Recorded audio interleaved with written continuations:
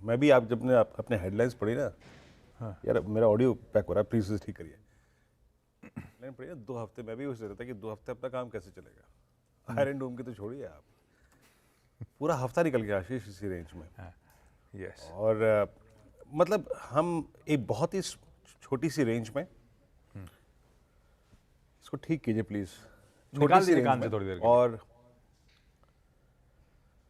Institutional approach में अगर आप देखें कोई बहुत नेगेटिव चीज़ें नहीं है आशीष। मतलब अब हमें इस छोटी सी रेंज को ही ट्रेड करना पड़ेगा। लेकिन आपने जो बात कही थी कि ब्रेथ कल डेरिवेटिव्स में काफ़ी खराब थी, पूरे डेरिवेटिव्स को देखें तो index with in range with negative bias day लो की तरफ क्लोज हुआ, बट ब्रेथ इन डेरिवेटिव्स काफ़ी खराब। जो मैं पल्स क्रिएट करता हूं उसमें काफ़ी शॉर्टिंग, और जो इक्का दुक्का स्टॉक्स चले आशीष वो सिर्फ मेहरबानी थी शॉर्ट कवरिंग की। पहली चीज़ ये। अब आते हैं स्टैट्स पे। पहले लिक्विडिटी के पैटर्न को जज कर देते हैं। देखिए एक अच्छी बात तो ये है इस पूरे, अगर आप देखें रेंज बाउंड मार्केट में, कि अब एफआईआईज नेगेटिव नोट पे नहीं खड़े हैं। पिछले स्टैट्स को छोड़ दीजिए, 935 करोड़ की बाइंग, 606 करोड़ रुपए का डीआई का बाइंग। कल एफआईआईज ने इंडेक्स को बाय किया, that simply means the third consecutive session जब उनकी तरफ से बाइंग आई।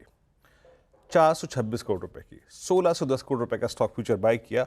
और अगर आप इन स्टैट्स को बारीकी से देखें तो इंडेक्स में लॉन्ग 4800 कॉन्ट्रैक्ट, शॉर्ट 2600, यानी सिंपली मींस कि वो कॉन्ट्रैक्ट्स जो कि करीब करीब 1,02,000 तक पहुंच गए थे, नाउ रिड्यूस टू 96,000।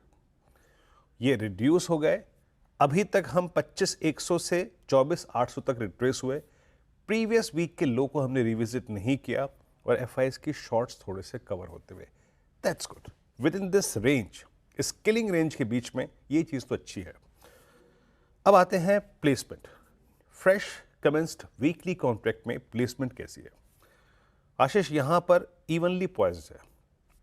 24,800 और 25,000 पे कॉल राइटर्स, और 24,800 पे और 24,700 पे और 24,500 पे 3 जगह पुट राइटर्स प्लेस्ड है। तो अगेन बाजार रेंज बाउंड रहे, ऑप्शन राइटर्स इस बात की वकालत कर रहे हैं। आप 1020 के नीचे हैं, बट बहुत बड़े फ्रैक्शन से आपने उसको वायलेट नहीं किया है। तो मेरी अप्रोच क्या रहेगी? जैसे हमारे कल के बेस 1 ने काम किया, क्या बेस था? 746, 704। आज भी कुछ वैसे ही सूरत हाल है। ये देखिए पिरामिड्स इवनली पॉइज, और आपके पास जो चैनल है ट्रेड करने के लिए वो छोटी सी है। तो उस छोटी सी चैनल को थोड़ा समझ लेते हैं। बेस 1 स्क्रीन पे मैं फिर कह रहा हूं ये हर रोज चेंज होगा with a fraction of I think 15 to 20 points, but base है आपकी स्क्रीन पे 24,688 और 743। जब तक ये बेस मेंटेन्ड है, डिप्स को बाय करेंगे और इस ट्रेड को ले जाके छोड़ देंगे RS1 के आसपास। एक पिक्चर ड्रॉ और कर देता हूं यहां पे। अगर बेस 1 वायलेट करते हैं, कोई वीकेंड प्रेशर आता है, तो हम बेस 2 तक रिट्रेस हो सकते हैं, trade accordingly. But till the time we have base 1, हम कलेक्ट करेंगे लॉन्ग्स इस रेंज में for a possible swing targets towards RS1।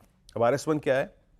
ये है पहले कॉल राइटर्स का जोन, 872, 923। अगर ये बाइसेक्ट होता है, then a possible swing towards 973 and 25020 looks possible. अपनी कमेंट्री को अभी इसी दायरे तक सीमित रखूंगा आशीष। निफ्टी बैंक, इसकी प्लेसमेंट कल नेगेटिव थी। ये 56,000 से जब कोलैप्स हुआ तो ये आके 55,500 पे ऐसे बैठा जैसे इसको नहीं बैठना चाहिए था। मतलब सेलिंग प्रेशर था स्टॉक फ्यूचर्स में, no pull back whatsoever during the day. थोड़ा सा मैं अश्योर नहीं हूं बैंक निफ्टी को लेकर, क्योंकि 56,000 पे कॉल राइटर्स बहुत स्ट्रांगली प्लेस्ड है, और अभी 55,500 का पुट राइटर उतना कन्विक्शन नहीं दे रहा है। यानी अब बेस दिखाइए स्क्रीन पे प्लीज। मैं बहुत श्योर नहीं हूं कि हम बेस 1 को होल्ड करेंगे नहीं करेंगे।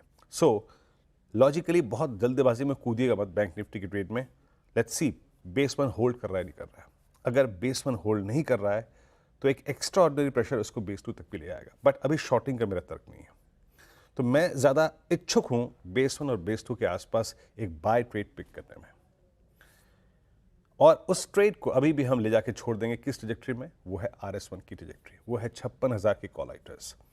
इस ट्रेजेक्ट्री में 55,829 और 56,068 उस ट्रेड को छोड़ना है। Mega move in Nifty bank only possible if we sustain above 56068 Ashish.